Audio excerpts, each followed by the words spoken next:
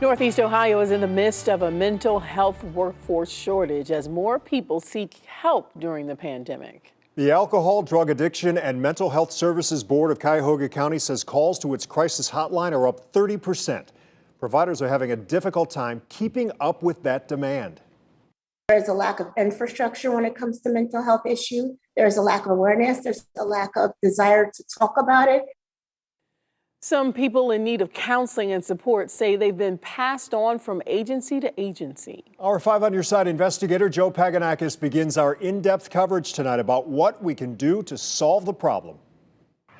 Courtney Robb, the Adams Board of Cuyahoga County and Frontline Services says continuity of care is crucial for those suffering from mental health issues. That's why both agencies are trying to find better ways to recruit and retain mental health professionals as soon as possible. It's absolutely disheartening. At times, I break down and cry. Samantha Jones of Cleveland is suffering from post-traumatic stress disorder and anxiety. I'm feeling very isolated. I'm feeling very alone and frustrated.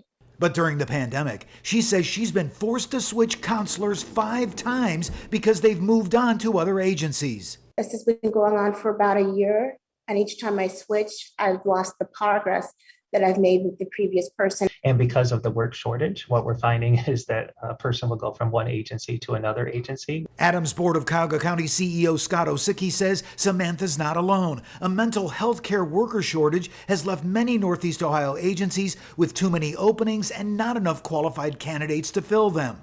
In response, the Adams Board just released a 5-year action plan that will hopefully stabilize the local behavioral health workforce. We provide better pay for individuals in the behavioral health workforce, coming up with maybe paid internships, also trying to reach out to people younger, like in high school age. Meanwhile, Samantha says she didn't give up and is now getting the help she needs, encouraging others to be diligent in reaching out to local mental health resources. And so that there's hope for you. I've been down that dark path. I've navigated it and I've survived.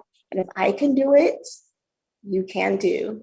And the Adams Board of Cuyahoga County also has its own clients' rights department, as well as its 24-hour suicide prevention mental health addiction crisis hotline and an interactive service finder on its website.